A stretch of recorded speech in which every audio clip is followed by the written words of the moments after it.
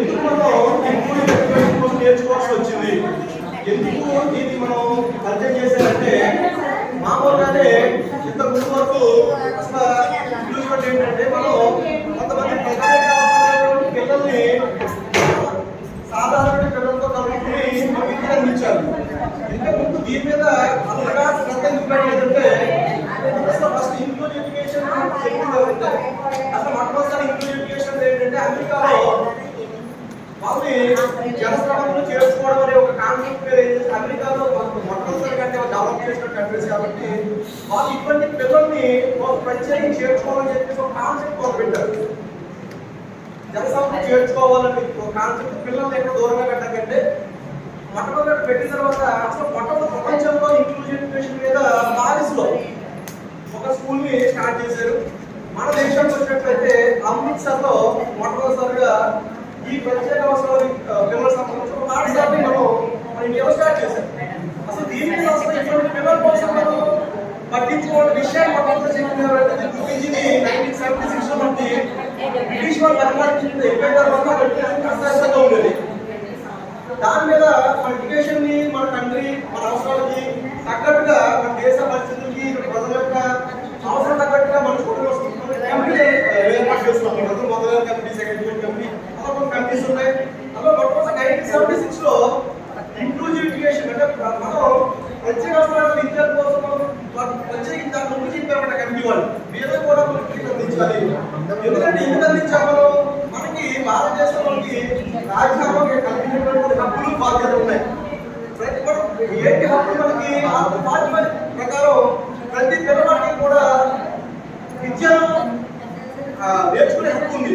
విద్య నేర్చుకోవడానికి ఎవరు కల్పించాలి? అది ప్రభుత్వాలు కల్పించాలి. అక్కడ పిల్లల కోసం చెప్పి ప్రత్యేకించి అవయవలోపల పిల్లలు అంటే ప్రత్యేక అవసరం ఎక్కడక్కడ చెందదు. కాబట్టి మీరు అవయవలో ఎవరైతే వివిధ ప్రతిభాలను చెప్పుకుంటే ఇట్లు వాళ్ళని కూడా ఎడ్యుకేషన్ అవసరం ఉంది. కాబట్టి మొట్టమొదటిసారిగా 1976 లో కమిటీ చెప్పింది మాట వీళ్ళకి కూడా ఎడ్యుకేషన్ ఇవ్వాలని చెప్పేసి గెత్తడం, దూకడం ఇలాంటివి చేయిస్తుంటాము. 3+ వాళ్ళు ఏంటంటే సపోర్టింగ్ మనం ఇస్తాము. ఎందుకంటే వాళ్ళు అప్పుడే వస్తారు కాబట్టి వాళ్ళకి మనం సపోర్ట్ ఇవ్వాలి. సపోర్ట్ ఇవ్వడం వల్ల వాళ్ళకి మనకి ABC అని 3 గ్రేడ్లు ఇవ్వడం ఉంటుందండి. బి ఇస్తామండి. ఎందుకంటే వాడు స్వంతంగా చేస్తే ఏ ఇస్తాము, సపోర్ట్ తీసుకుంటే బి ఇస్తాము, ఏమి చేయకపోతే సి ఇస్తాము. కాబట్టి 3+ వాడు సపోర్ట్ తీసుకుంటాడు కాబట్టి బి గ్రేడ్ ఇస్తాము అసెస్మెంట్ లో.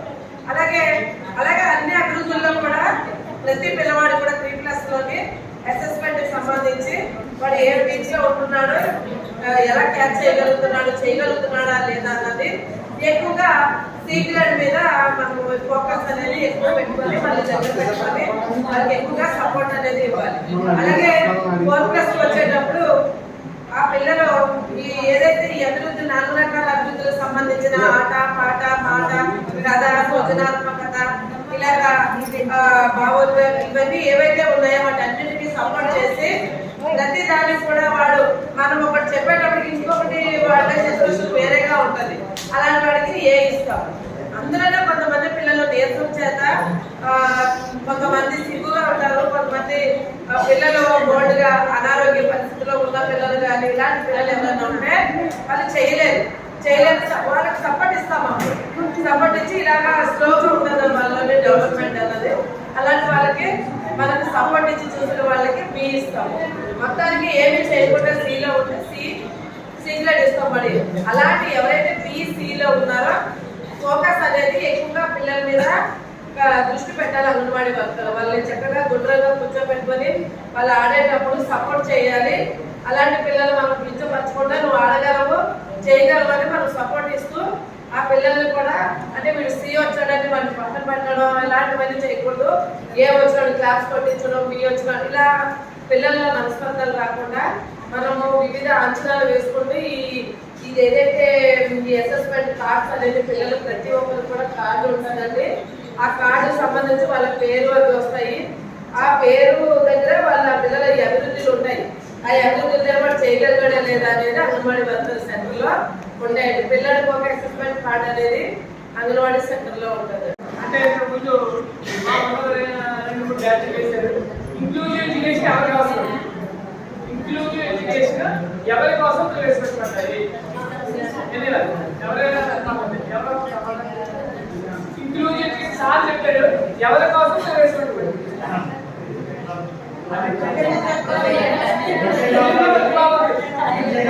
ప్రత్యేక అవసరాలు. అసలు స్క్రీనింగ్ అంటే స్క్రీనింగ్ అంటే మనకి ప్రత్యేక అవసరాలు పిల్లలకే చేస్తామా ఎవరికైనా చేస్తామా? ఈ అసెస్మెంట్ ముందరే జరుగుతూ ఉంటుంది టాపిక్ లో. స్క్రీనింగ్ అంటే ఓన్లీ ప్రత్యేక అవసరాలు పిల్లలకే చేస్తామా అందరికీ చేస్తామా? అదే ప్రత్యేక అవసరాలు పిల్లలు వేరుగా చూడకుండా అందరితో కలిసిగా చేసేదే స్క్రీనింగ్. స్క్రీనింగ్ లో ఒక టీచర్ గా మనం ఏం చేయాలి?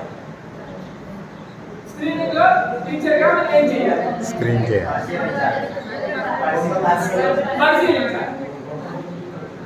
పరిశీలన. రెండోది వాళ్ళకి ఏ వస్తువు మనం సహాయం చేయాలి. దేంట్లో మనం సహాయం చేయాలి. అదే వాళ్ళకి ఉన్నటువంటి ప్రత్యేక అవసరాలు అంటే ఏం కోసం చేయాలి? మనకి ఇచ్చిన డొమైన్స్ లో మామూలుగా మన పిల్లలతో పాటు వాళ్ళు ఎక్కడ ఉన్నారో చూసుకుంటూ టీచర్ గా మన సహాయం వాళ్ళకి అందిస్తూ ఉండాలి. వాళ్ళకి అందిస్తున్నారు. అంతేగాని వాళ్ళు వేరుగా చూడకూడదు.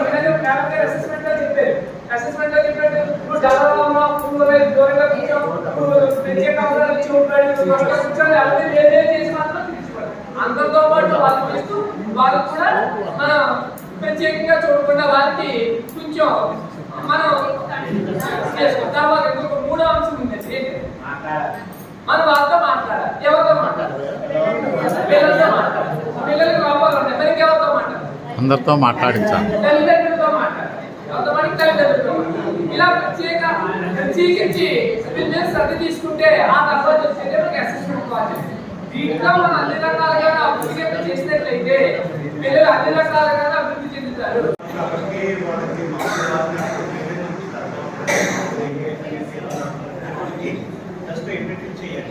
మనకు తెలియకుండానే నేర్పించాలి. హ్యాబిచువల్ ఫార్మేషన్ అంటే మనకి హ్యాబిట్స్ ఉంటాయి. ఎందుకంటే ఫర్ ఎగ్జాంపుల్ గ్రీటింగ్స్ అంటే మార్నింగ్ కూడా క్లాస్ కదా, hi good morning, hi hello good morning, అలా గిఫ్ట్ చేయడం, how are you, how do you do, how are you feeling, just no అలాగా సింపుల్ లాంగ్వేజ్. ప్లస్ అప్పుడప్పుడు చక్కగా ఇంగ్లీష్ ఫ్రెండ్స్ లైట్ లాంగ్వేజ్ అంటే మనకు అర్థమైన ఫెమిలియర్గా ఉండే భాష మనం ఉపయోగించే వాళ్ళలో ఇంగ్లీష్ మీద అవగాహన ఇంట్రెస్ట్ రెండువన్నీ కలిగించాలి. అది వాళ్ళ డైలీ లైఫ్లో భాగం కావాలి. ఆ విధంగా ఇంగ్లీష్ అనేది యూజ్ చేయాలి. ఇంకా పొలైట్ ఎక్స్ప్రెషన్స్.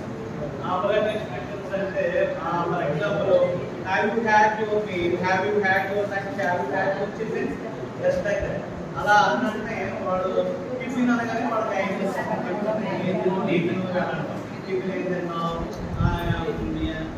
కేక్ తిన్నావా లేక స్వీట్స్ తిన్నావా అలా తప్ప ఇంగ్లీష్ వాడికి వాళ్ళకి ఇంట్రెస్ట్ అయిన ఫుడ్ గురించి మనం మాట్లాడాలంటే ఆటోమేటిక్గా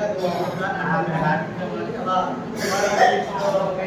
వాడికి తెలియకుండానే అది నేర్చుకుంటాం. ఇంకా మనం ఇంగ్లీష్ నేర్చుకున్నాం, ఇంగ్లీష్ నేర్చుకోవడానికి రాకుండా ఆబ్జెక్ట్ ఉంది, వెర్బ్ ఉంటుంది, ఇవన్నీ ఉంటాయి.